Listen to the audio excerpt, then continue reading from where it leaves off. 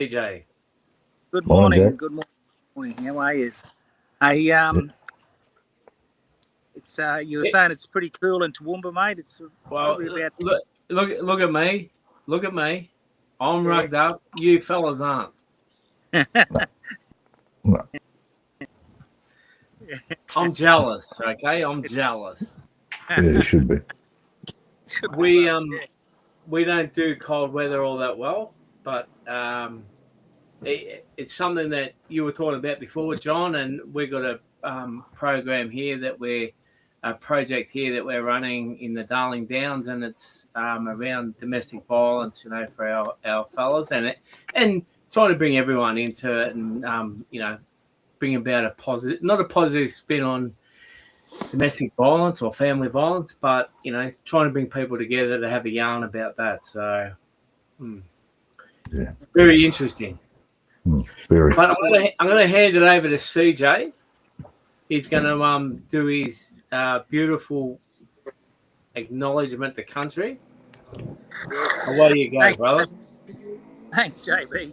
Yeah, look, I'm in Catalan country at the moment, so I'm up north of Spain, so just north of Barcelona. So I like to pay my respects to the people who are in this part of the country. Interesting enough, there were different, you know, groups or countries within Spain itself. So I'm in the north with the Catalan people. So I've got to say and shout out to acknowledge my mob up there in Cairns and in Gimoy, the Yirinji people, and also for my dad up in the Torres Straits Barnacle people. Yeah, getting to learn a little bit more about family history, I suppose, is an important thing for me. And yeah, I'm really, really finding a love of it. So if you just get to know where you come from, that's an important thing, and it's also important to know where you are, where you planted your feet. So that's my also pay my respects to the elders, past and as well, JB. Well said, brother. As per always, I too would just like to acknowledge traditional custodians wherever we meet, work, and play, and just pay the utmost respect to all our old people, our ancestors, for everyone for getting us where we are today. I want to pay respects to my mob, the Muddy Muddy people down there in southwestern New South Wales, and I also want to pay tribute to where I am tonight in Toowoomba, the Guyable people as well. So, yeah, so I'm going to hand it over to John Riley. Now, John has been on a couple of times before, and but I just can't remember when was the last time. But it's been a couple of years, John. I mean, obviously, it's been more than a couple of years because you were just saying that you've been retired for 3 years. Yeah, and going back to work. And going back to work. Yeah. I think the first time I was on with the fellas from the Hopevale Men's Group, and that Correct. was in the early days of COVID when the restrictions were just starting to come in.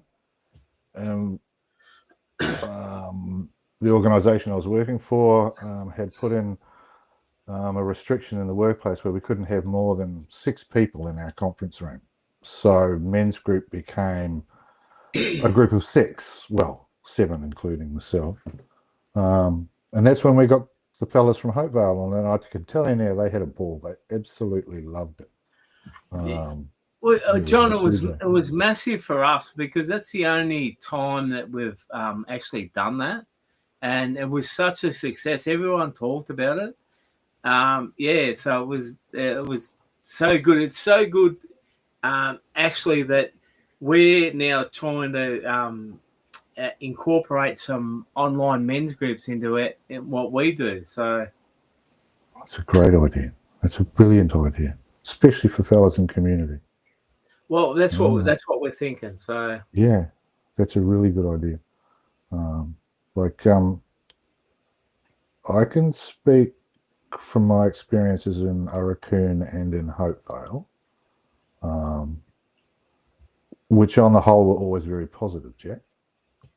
Despite what people hear about the communities.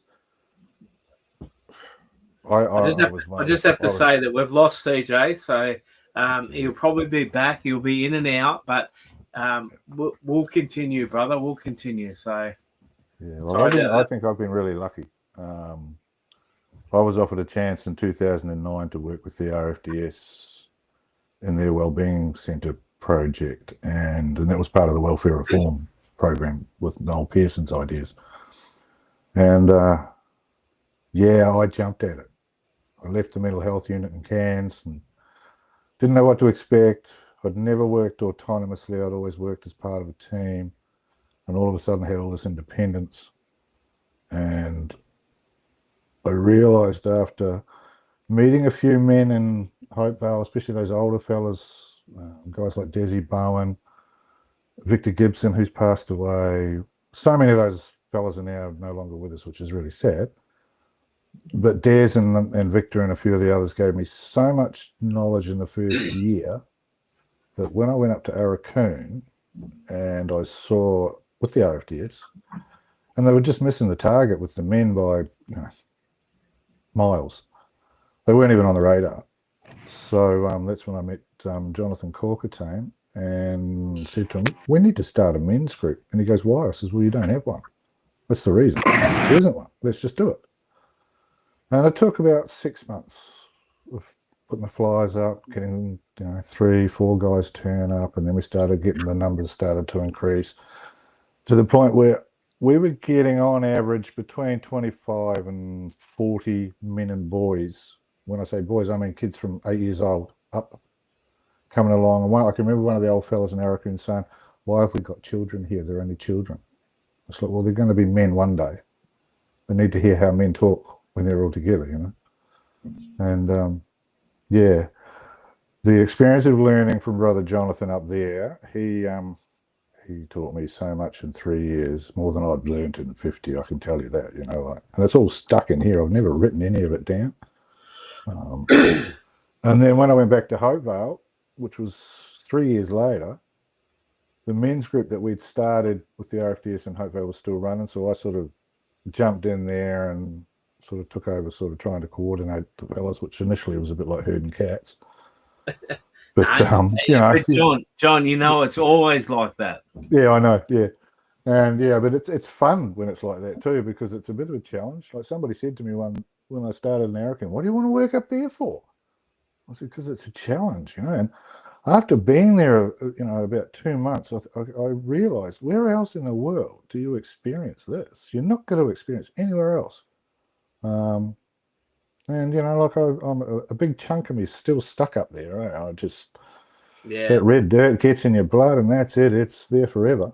But yeah, now we're living in Cooktown. We moved to Cooktown from Cairns in 2017 and bought a 28 acre property, which is out of town. It's quiet, it's peaceful. Do what we want in our own time, really. But we grow limes and mangoes and stuff like that. And don't tend to sell a lot of limes. We tend to give them away to community and friends and take them into work. But yeah, as you said, I retired in 2023 after 15 years working on the ground in communities in the Cape. And I was really enjoying it. It was a good period to take the break. I needed it. But then I don't know what I just started. I don't know, itchy feet, I guess. Well, a friend of mine said to me, "Hey, there's a job going in Cooktown with Queensland Health. You'd be perfect." I said, "Send me the position description. I'll have a look." And it was for what they call a lived experience peer support worker. And just after COVID, I got sick. When I say sick, I mean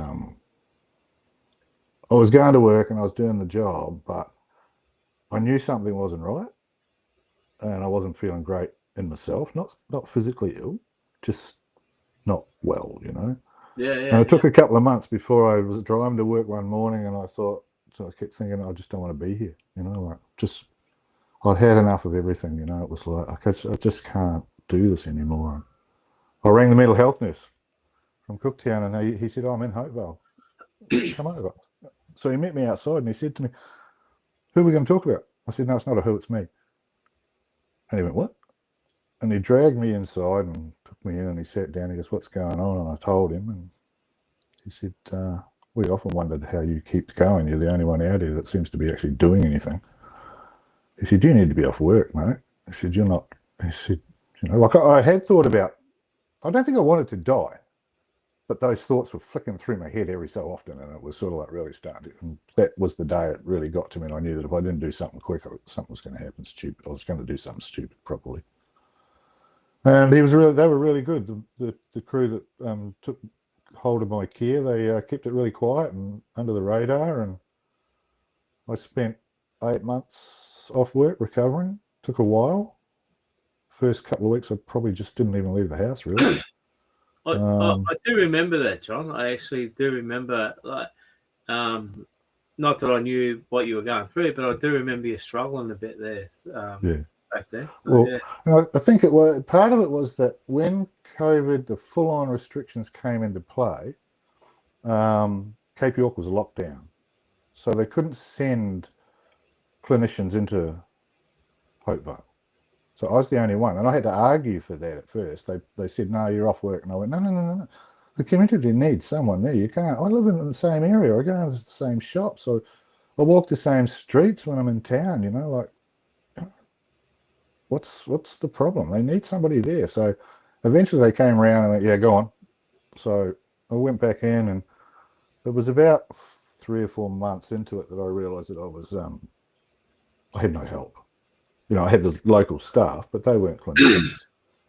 And community members sometimes don't want to talk to the local staff because, they don't want other people knowing their business, sort of thing, which is fair enough. Definitely. That's fair enough. But so I took on that load, and I handled it pretty well, I think. But then once the restrictions finished and we got more staff coming in, that's when I realised, shit, man, what have you done to yourself? You've actually given all of yourself to everybody else and not kept anything for you and home.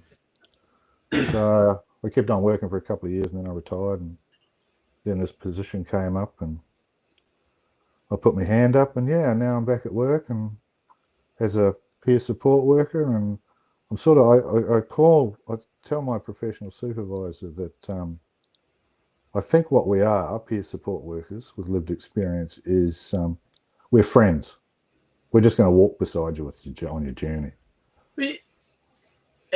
John, and and CJ, I agree with this as well. I mean, I think that's the thing with, like a lot of the time what we're doing is having those yarns, so it's setting up that safe space to be able to have those yarns where, people might not have those. And you said it before about, like fellas, sometimes they don't want to talk to their own mob, because it's like if we go back to 2009 when Charlie Fay found out his brother Malcolm had tried to commit suicide, and Malcolm didn't want him to know that because Malcolm was the oldest brother, and these guys, we talk openly about this. These are the sort of things that we're talking about here.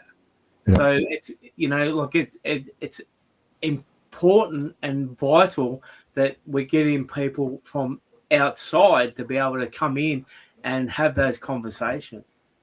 Yeah, it is. It's working in Arakan, I suppose, was what really opened my eyes up to disadvantage, just how big it is in the community. People are happy with their lot. And a bunch of white fellas come in and say, "We're going to do this now." And I was actually watching another country, I think it was on today, David Golpaloo talking about Raminkinning. And, it's exactly the same scenario. They built this town here and they brought everybody from everywhere into here. So, no wonder, you're living on somebody else's country. You're not going to feel at home. And brother, we see this all the time. And, look,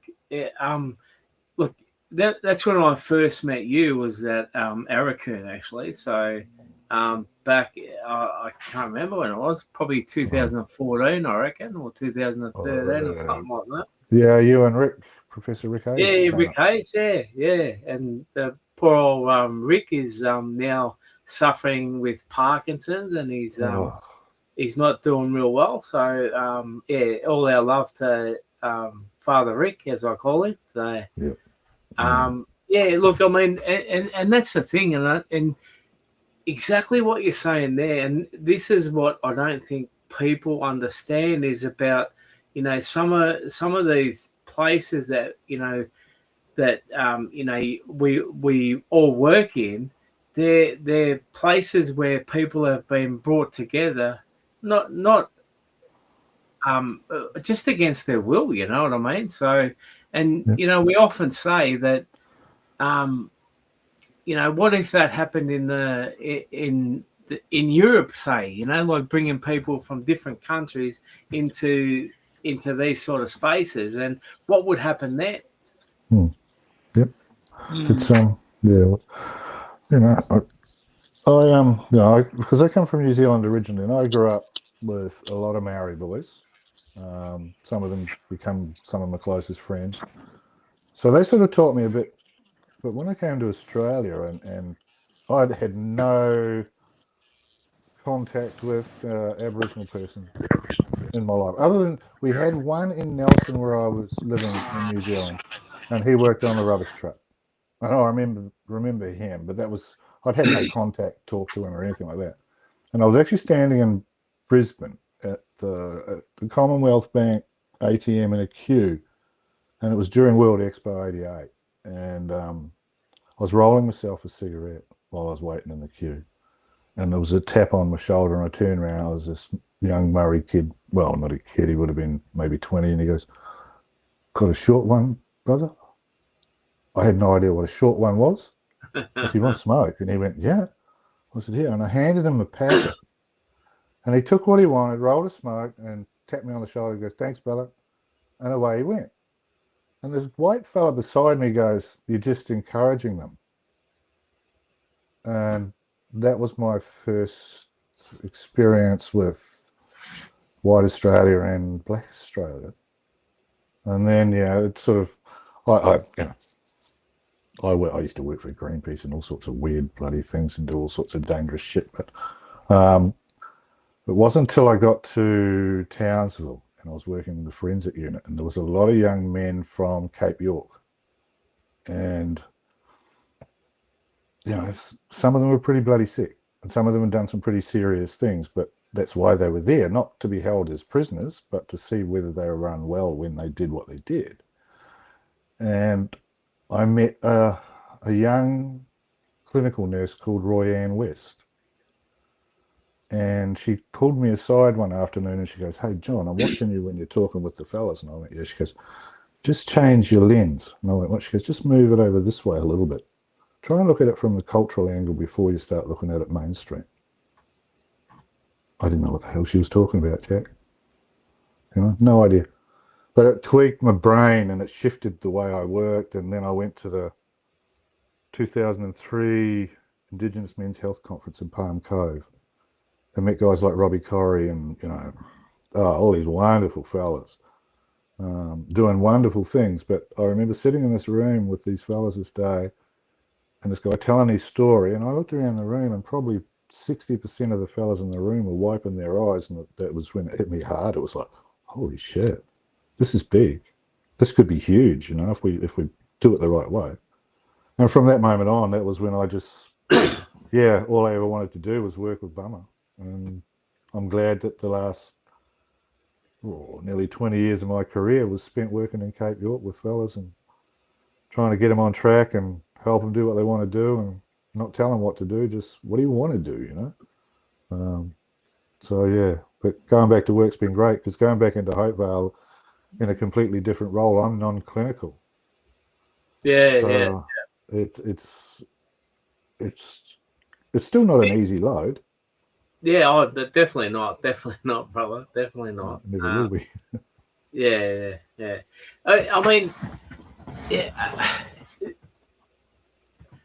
a lot of the time it annoys me, people and we're lucky enough to get to travel a bit and work with our mobs all over Australia, and do a bit of speaking at different conferences and that about our fellas and like what we're like to work with and that. It really annoys me when there's people that will get up and say that our fellas don't talk and they won't share. And the message that and I'm going to ask you, but the message that we say is our fellas do talk and they will share, but it just has to be in that safe space. Mm-hmm. Yep. Like, I tried as little as possible to keep people in a counselling room. I didn't like it. They don't like it. It's sterile. It's not their space. I go and sit down by the creek or go to their home and sit at their home where they feel comfortable. Wherever they want to talk, I'll take them there, and we'll go and do that. But that clinical space is not, no matter what anybody tells you about, designing structures that are suitable, if it's a four-walled enclosure, it's not suitable. It needs to be open air. It needs to be somewhere fresh where they can see trees and water and, what they love doing. And it's, like when we first took the men in Hopevale on their first men's camp, which they've been pushing me for a couple of years. We want to go to camp. We want to go to camp. And I remember I had a white female team leader at the time, and I'd worked it all out with Des Bowen in Hopevale, and we were going to go up the Starkey, which is 100 k's north of Hopevale, on the coast, beautiful spot. And we were going to go in the very early December, so it would have been hot. It was hot. It was bloody hot. And I went to the team leader and I says, the men want to go on a camp. I've worked out a budget, bang, and I put it down on a table, and she looked at me, looked at the figure and went, nah, we can't fund that. And I went, what? She goes, we can't fund that. I said, it's for 5 days. It's not just an overnighter. And she went, you can't go away for 5 days. I said, why not? She goes, you can't be away from here for 5 days. I went, oh. I said, look, I'll tell you what. I'm going to a conference next week down in Melbourne. I was doing a presentation about the WIC Warriors men's group from Arakan at the International Conference for the Australian College of Mental Health Nurses. And I said, if I can get the funding when I'm down there, can I go on the camp? She said, oh, we'll talk about that when you come back. And the look on her face was as if like, yeah, right, you won't get the funding. It was $2.5 grand, Jack. It was $2.5 grand, for God's sake. I could have paid her out of a few weeks' wages sort of thing. Anyway, I'd known a guy called Peter McConkie who ran or set up an organisation years ago called Culture is Life. So I rang him. And I told him I was coming down. I said, can I get together with you? And he went, yeah. And we had a yarn, had a meeting. And I said to him about the camp and how the men wanted to go. And he said, how much? I told him about the funding issue. And he said, how much? And I said, $2.5 grand. He goes, oh, we'll fund that for you. He said, we'll pay for that. Yeah. So I went back to Hopevale and I went and saw my team leader and said to my team leader, hey, look, I got the funding. And she looked at me and I said, can I go on the camp? And she went, no, you can't be away from here for 5 days, John. And I said, all right, I'll tell you what, I'll give you to 4 o'clock. I said, you can think about it all day. I says, and if you still say no, I'll just take leave. And I'll go with the fellas anyway, and we'll just go. We'll go and do it ourselves. And I went and saw her at 4 o'clock, and she looked at me and she went, yeah, all right, you can go. Well, what a bloody week. To watch those fellas, I could actually see them as we were driving out of Hopevale in the troop carrier. I'm looking at them in the mirror. And I was watching them physically relax the further they got away from that pressure pot, It was like, And we got to the Starkey and they leapt out and they just went and did stuff. Nobody had to say, well, go and get some firewood or go and do this. They just did all it. pulled together and did it, And we had a flat-bottomed riverboat that Des had found and they couldn't find the owner. So Des had, like, righto. So he had it moored up in the river at the Starkey. So we went out on the out fishing and catching mud crabs and we had a ball, like the boys, they wanted to catch a turtle. Well, that bloody boat was way too slow for turtle. Way too slow. But this bloody Gurabati dugong came up just in front of the boat and the old fella Trevor, he picked up his bloody barb and plunked it onto the end of a wop and standing at the bow yelling at Des, go on, we'll get this. And as we're banging into the waves, it's a square bowed thing. So that I'm watching this old fella's legs turn to jelly, and he reached around and he handed it to this young fella, Marcus, and he said, here, you do it. And Marcus looked at me, and then I realised he was from Coranda. Yeah. He's a rainforest boy. He had absolutely no idea about spearing a dugong. And he looked at me and he goes, what do I do? How's the white fella, And I went, and these fellas had already told me, but I said, back of the neck, not too far down. It'll just bounce out. And the dugong come up in front of the boat, and this young fella leapt off. Bang! I watched it hit, and I'm filming all this because I'm not allowed. I'm a white boy. I'm not allowed to touch any of this shit. And we're watching the rope as the dugong started to swim off, peel over the bow, and get further and further. And next thing goes, and the rope's gone. And Desi let fly with, who the hell didn't tie that on? We've got to get the rope. He'll go under the boat. So we're trying to chase this bloody thing, and it's going round in circles, and it's getting slower, and you could see it was starting to get tired. And it came up to this on one side of the boat, and two of the lads leapt over, and they missed the rope. And just as my battery went flat, and I went, shit, turned around, dropped it on the bench seat, and as I turned around at the bow, this bloody thing came up in front of me, and I could see the barb in its back, saw the rope, and I just dived. I didn't even think it just happened. And I'm in midair thinking, Ollie, no, you're not allowed to do this. But it was like too late. Grabbed the rope. Then I realised I've never done this before. What the hell am I going to do? I thought I'll just wrap it around his tail and then just hang on. He's going to take me for a swim. And as I put my weight on it, the barb popped out. And I came up, and Des pulled up beside me. He's looking at me as I'm climbing back in the boat with the rope. And the fellas are going, wow, saved the day. Hey, the white fella saved the day. And got Trevor's barb back because he'd made that. It'd taken him a week to make that bloody thing. And Desi looks at me and he goes, hey, you're not one, are you, bummer? And I went, no, Des. I'm a white man, and I'll always be a white man. And you boys, zip it. We don't talk about this publicly. And one of the boys went, what? I said, well, do you remember years ago that white fella that lived in Hopevale went turtling, ended up in front of the judge? I don't want to be the next one. Yeah. So every time we all get together now, they bring this story up, and the young fellas all laugh and point at me, and I've had some fun with those men, and I hate to say it because I hear it all the time, but it's just bloody sad that nobody, because their roles were stripped from them, they really are lost. They know what they want to do, but they don't know how to go about getting it done. And, that's one of the things that during COVID, the very early days, probably 3 or 4 months into it, I started noticing stats, the DV referrals coming in to the service. And they were just going up, trajectory that was just not good at all. And I pulled all the stats for the last 3 years that I could get. I went and met with the council and the mayor and put them on the table and said, look, we need to do this a different way. And the mayor at the time said to me, what are you talking about? I said, look, we need a space where men can go when they know that there's a risk that they may react in a negative way when they get home. And he said, what do you mean? I said, like a house, somewhere where they can sleep the night. Make the call, somebody comes with the key on call, opens it up, gives them a cup of tea, puts them into bed, lets them sleep, stays there with them the night. I see them in the morning, have a yarn with them, take them home. I take them home, and the mayor goes, but won't she be there? And I went, yep, but at least she won't be in the women's shelter with the kids.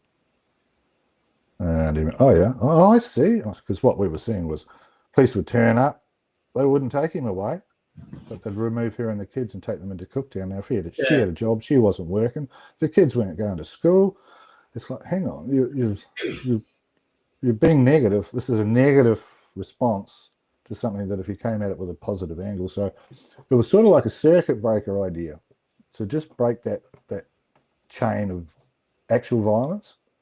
And if I took the fella home, she would then see that he'd been where he said he was going to go. And it would also give me a chance to talk to her and him together. and see if they wanted to do something about this. Yeah. So, so we fought for funding. We got some funding to refurbish a house, and then we just weren't able to get funding to open it and staff it. But council it's still sitting there. You know, they still want to do it. And I was talking to the mayor the other day, and he said, you know, we've got another house, but it's out of community. I said, how far? And he said, it's only, and he told me where it was, and it's on the old banana farm, so it's only probably 3 k's out of town. Which is probably good. Yeah, which would be nice. But so I'm still in the background trying to work on that, and I've trying to build another men's group. And, Cooktown for the mental health consumers. Now, I have got a question I don't want to ask you, but I want to bring CJ into the conversation while he's here. CJ? Yeah, mate. What have you got to add? Yeah, we can hear you, brother. We can hear you. Did you want to say anything, CJ? Sorry, mate. What was that? Did you want to ask? Did you want to ask John a question?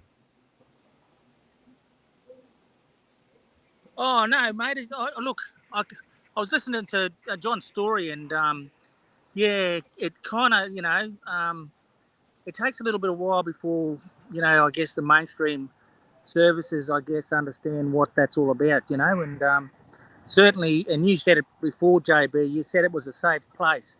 They needed a safe space to go to, I suppose, and feel safe.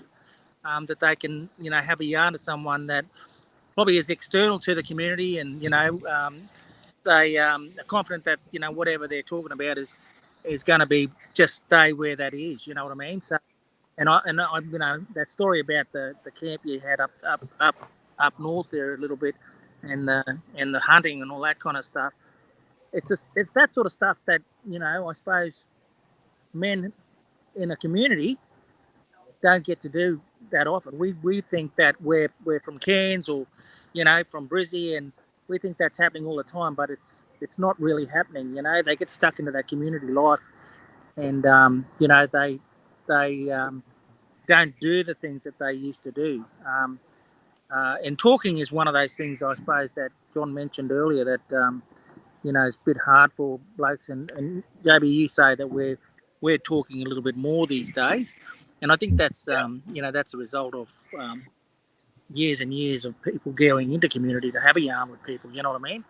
I often find that if I jump into like even over here in Spain, I don't know what the norms and are like here, the norms and beliefs are here, and have to tread pretty lightly in terms of trying to understand what their cultural expectations are, or what their cultural protocols are, in terms of having a conversation even with someone. It's quite interesting, but that's the same sort of thing we do, JB, when we go into a community that we're not from in Australia. So John, you're not alone there when you say that you feel like you're the white fella coming into community. We sometimes feel like we're outsiders coming into the community, so we have to really understand and basically listen to what they're saying, I guess, and what their needs are and what the concerns are and all that sort of stuff. I think that's the key to it before, I guess, building that trust within those fellas and in that community. So but it's always interesting, even for us, JB, when we go into community, unless we've already had a connection and we've developed relationships in communities prior to that. But if we're going into some new community that we've never been to, it is about listening. It is about understanding what their norms, values are, sort of stuff. Yeah. So totally agree with you, John. And it takes a little bit of time sometimes to get that trust and confidence and acceptance, but it's worth it, to be able to then develop that relationship for guys to open up to you, or even and it's difficult trying to explain that to the hierarchy, if you like. It's really difficult, and it's amazing. It's difficult to say, well, if these guys go on that camp, that's like 6 weeks of work already done in 1 week, in 5 days. So It's seriously been a big fight, hasn't it? Like we all understand about what our fellas need and what they require to, have those conversations.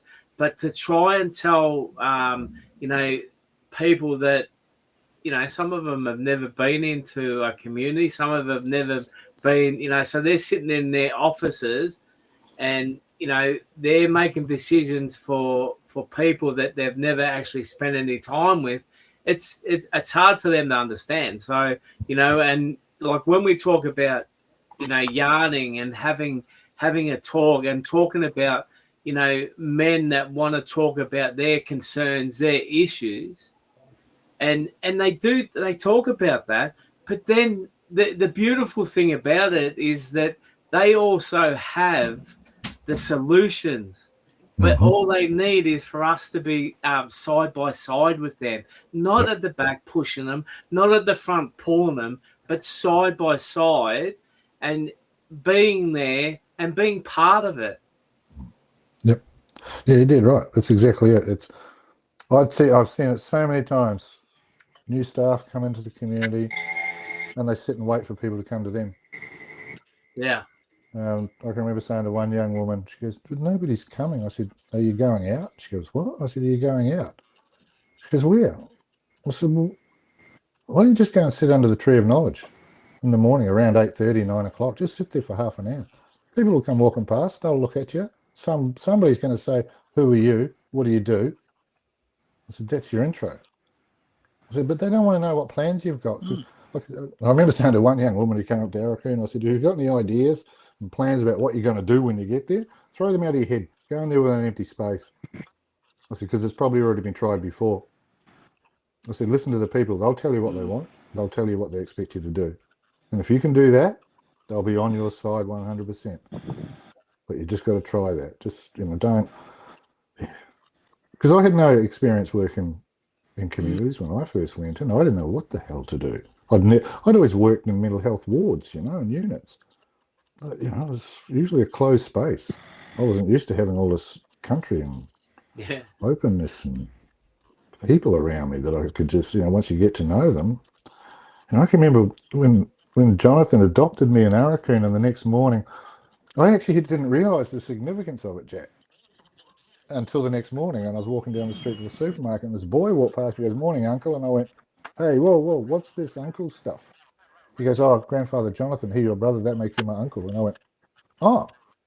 And I turned and started to walk, and then all of a sudden, this thing in my cranium went, "Jesus, that means responsibilities come with this." And what a brilliant man Uncle Jonathan was.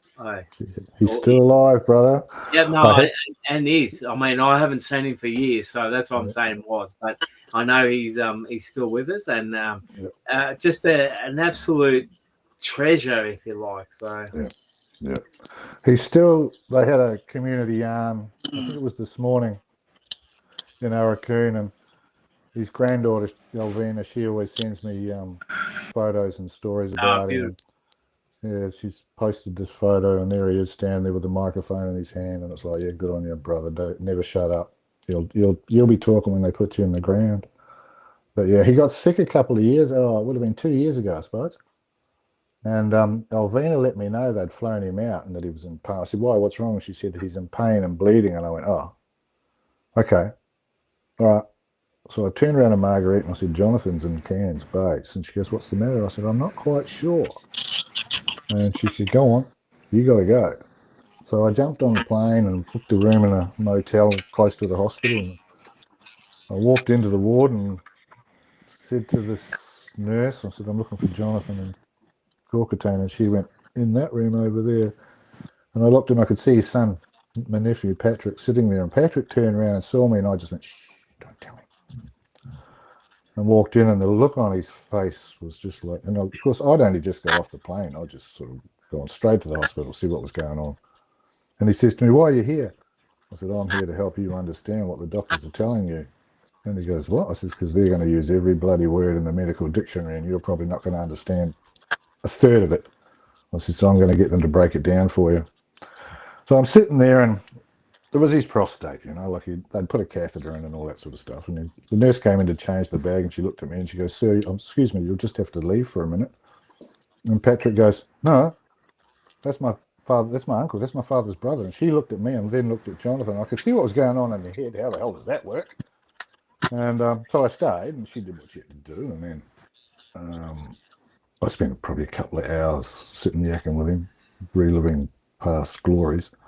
And said to him, "I'll come back when the doctors come and do their rounds." And the doctor came in the next morning, exactly the same statement. "Sir, you'll have to leave." And I went, "No, sorry, I'm his brother. I'm here to help him understand what you're saying."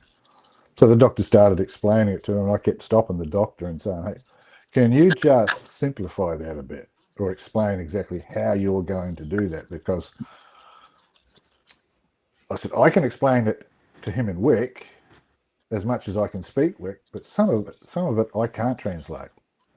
And the doctor went, "Oh." So he broke it right down, and yeah, and then he got his Indigenous health worker came in, Torres Strait Islander female, and I thought, "Oh my God, yeah, all right, this is, like, come on, it's a man with a downstairs issue, and you put a woman from a different space in there. No, it's not. That's not going to happen." But yeah, Jonathan, he's a very, as you know, Jack, he's a very placid. I've only ever seen him lose his cool once, and boy, he lost it. But yeah, and I'd only seen him dance once, and that was when we opened the Wellbeing Centre in Arakoon. And then when they had the house opening for brother Bruce Martin, Alvina sent me photographs of him and Patrick dancing together. I'd never seen the two of them dance together, which was, yeah, great. But yeah, I do miss him, and I miss that space up there because every time I go back. So,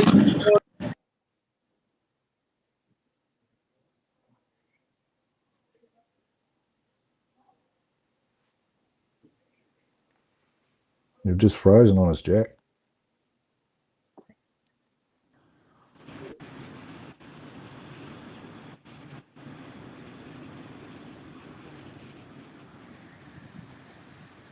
The wonders of technology, eh, Charlie?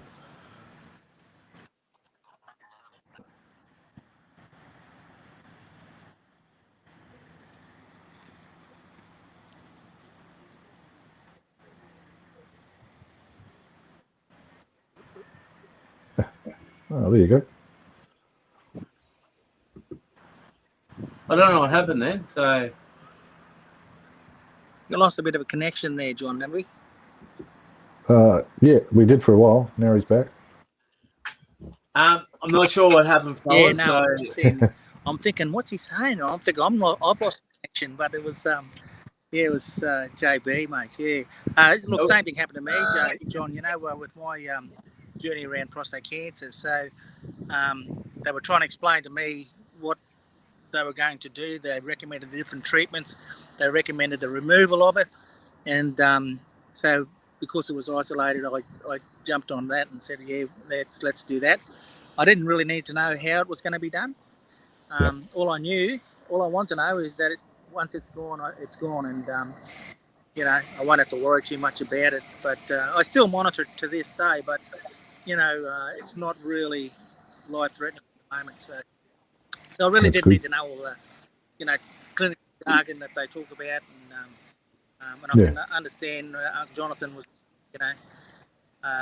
didn't want to be confused with all of that, I suppose.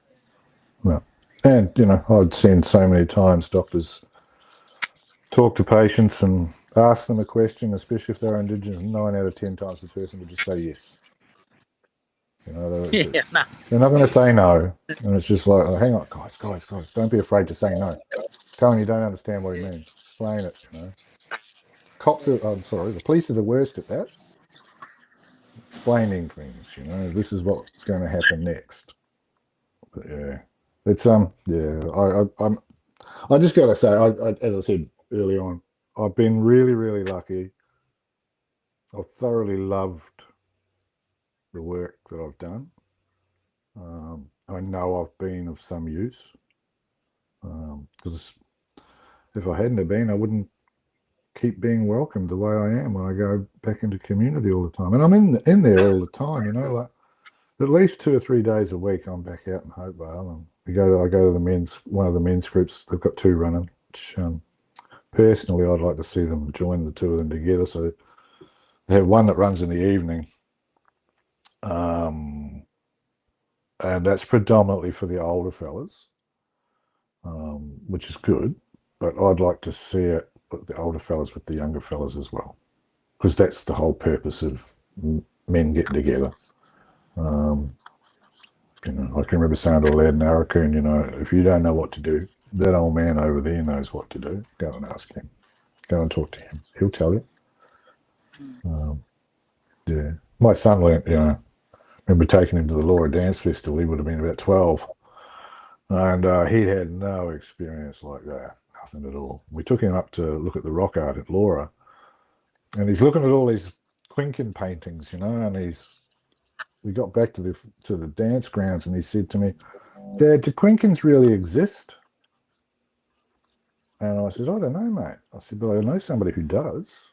So I took him over to Dr. Tommy George, and I said to him, as I walked over, he looked over at me with a little smirk on his face. He goes, "Hey, boy." And I went, "Hey, old man, how are you?" He goes, "Good, I'm good." His voice always seemed to sound like it was coming from 3 feet underground. I said, "This is my son, Declan." I said, "He's got a question for you." And I said, "Go on, lad, ask him." And he goes, "Dr. Tommy, do Quinkins really exist?" And the old fella looked over at the hill and he goes, "In the October, you look up there in the evening and you'll see their light coming down to get water." And Declan looked at me and said, "There you go. You got your answer." And he goes, as we were walking away, he goes, "Why does he speak like that?" I said, "That's just the way he speaks, mate." I said, "But you got your answer." And I said, "If he didn't want you to know, he probably wouldn't have said anything. He probably would have just looked at you and went, 'Hello, young fella.'" I said, "But he wanted to tell you." I said, "So you asked a good question. He gave you an answer." Declan's never forgotten that. This old man just freely gave him a little bit of knowledge, like here. Yeah. So yeah. I think He's brilliant, brother. Yeah. Brilliant.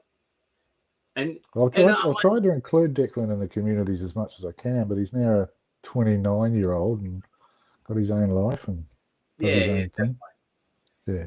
I mean, the thing is, John, we need to get these stories out there. We need to celebrate, some of these stories because people don't get to hear them, brother.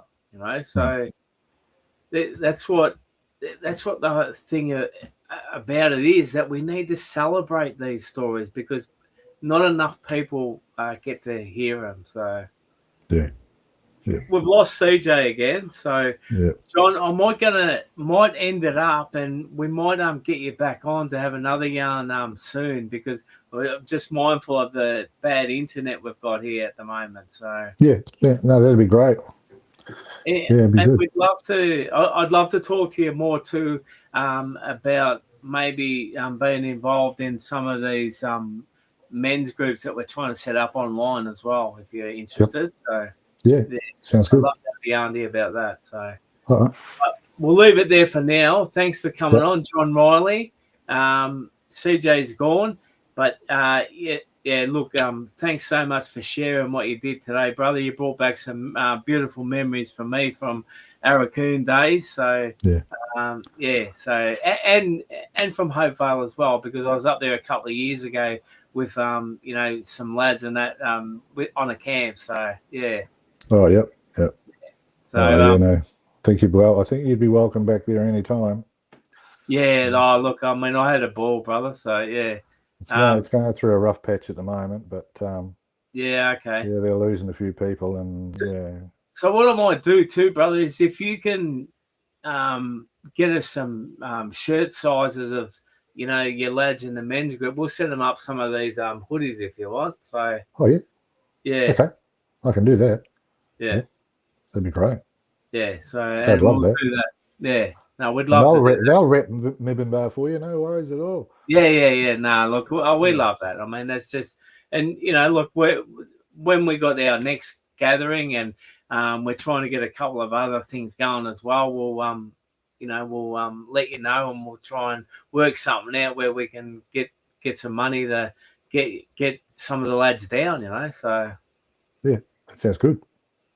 All right, brother. I'll leave the All right, last word to you. You got the last word, and then we'll sign I off. just want to say thanks. It's been great to catch up with you again and have a chat with CJ. And yeah, it's you don't realise when you're talking about yourself that you've sometimes forgotten some of the things that happen, and they just pop into your head while you're talking.